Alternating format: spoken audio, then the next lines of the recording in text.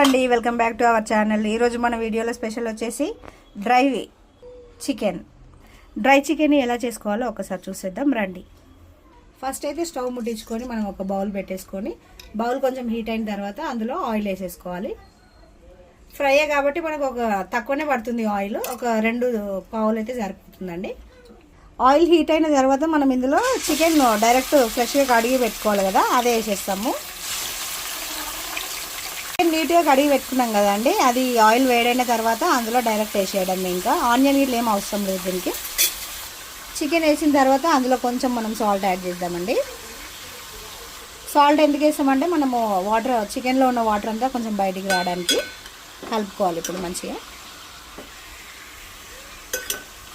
ఇప్పుడు ఇట్లా కలుపుకున్న తర్వాత ఈ వాటర్ అంతా బయటికి వచ్చేదాకా అట్లనే ఉడికించుకోవాలి. మనము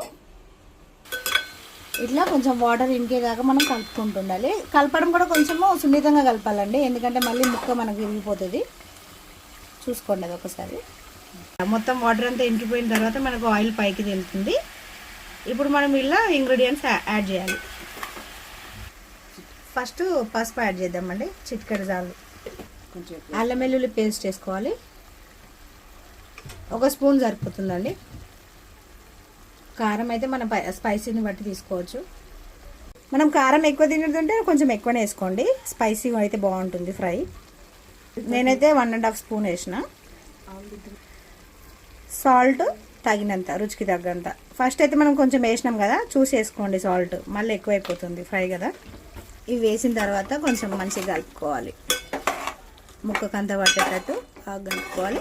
కానీ కొంచెం స్మూత్గా కలపండి, ఎందుకంటే మళ్ళీ చికెన్ ముక్కలు విరిగిపోయే అవకాశాలు ఉంటాయి కాబట్టి. ఇది కలుపుకున్న తర్వాత కొద్దిసేపు అట్లా వదిలేసేయాలి, ముక్కకు పట్టేదాకా. ఉప్పు కారం వేసాం కదండి. ఇప్పుడు మూత పెట్టేసుకున్నాము. మసాలా వేసుకున్న తర్వాత ఒక్కసారి మళ్ళీ కలిపేసుకుందాము, ముక్కలన్నిటికీ పట్టేలాగా. ఎంత ఈజీ ప్రాసెస్ అండి, ఇంట్లో అందరు చేసుకోవచ్చు ఈజీగా. మనకు టైం లేనప్పుడు కూడా ఇట్లా ఈజీగా చేసేసుకోవచ్చు. అసలు తొందరగా అయిపోతుంది. మీరు కూడా ట్రై చేయండి. అసలు వంట రాని వాళ్ళు కూడా ఈజీగా చేసేసుకోవచ్చు ఇంట్లో. ఈ ఫ్రైని మనము పప్పుచారుకి ఇంకా చారులు ఏమన్నా ఉంటే అట్లా వాటికి అంచుకి బాగుంటుంది, తినడానికి నంచుకోవడానికి అనమాట, బాగుంటుంది అట్లా.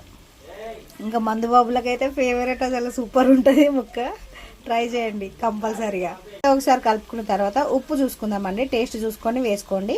ఉప్పు ఒకవేళ సరిపోతే ఓకే, కానీ సరిపోకపోతే మళ్ళీ కొద్దిగా యాడ్ చేసుకుందాం. నాకు ఇంకా కొంచెం పడుతుంది ఉప్పు, అందుకే లైట్గా ఇట్లా స్ప్రింగ్ చేసుకుంటే సరిపోతుంది. ఎక్కువ కూడా పట్టదు మనకు, చూసుకొని వేసుకోండి. ఉప్పు తక్కువ తినే వాళ్ళైతే కొంచెం తక్కువనే వేసుకోండి, మాకైతే కొంచెం ఎక్కువనే పడుతుంది. ఇప్పుడు మళ్ళీ ఒకసారి కలుపుకుందాం.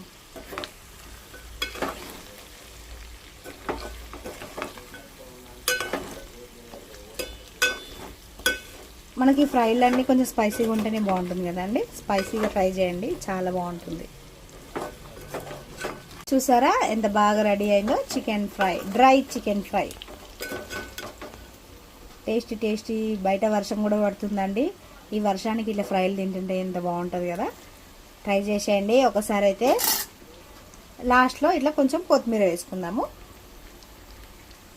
కొత్తిమీరతో ఫ్లేవర్ బాగుంటుంది.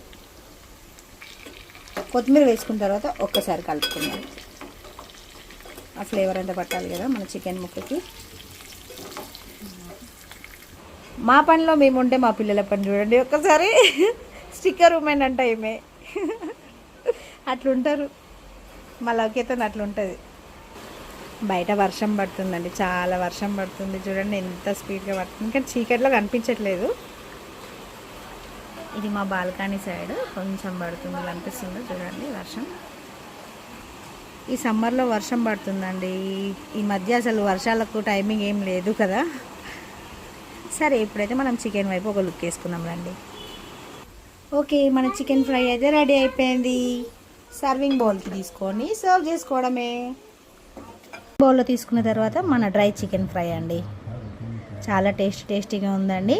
ఒకసారి మీరైతే ఇంట్లో ట్రై చేయండి, చాలా అంటే చాలా ఈజీ ప్రాసెస్ అండి. ఈ వీడియో కనుక మీకు నచ్చినట్లయితే లైక్ చేయండి, షేర్ చేయండి, కామెంట్ చేయండి. ఫస్ట్ అయితే మన ఛానల్ని సబ్స్క్రైబ్ చేసుకోండి. Thanks for watching, bye.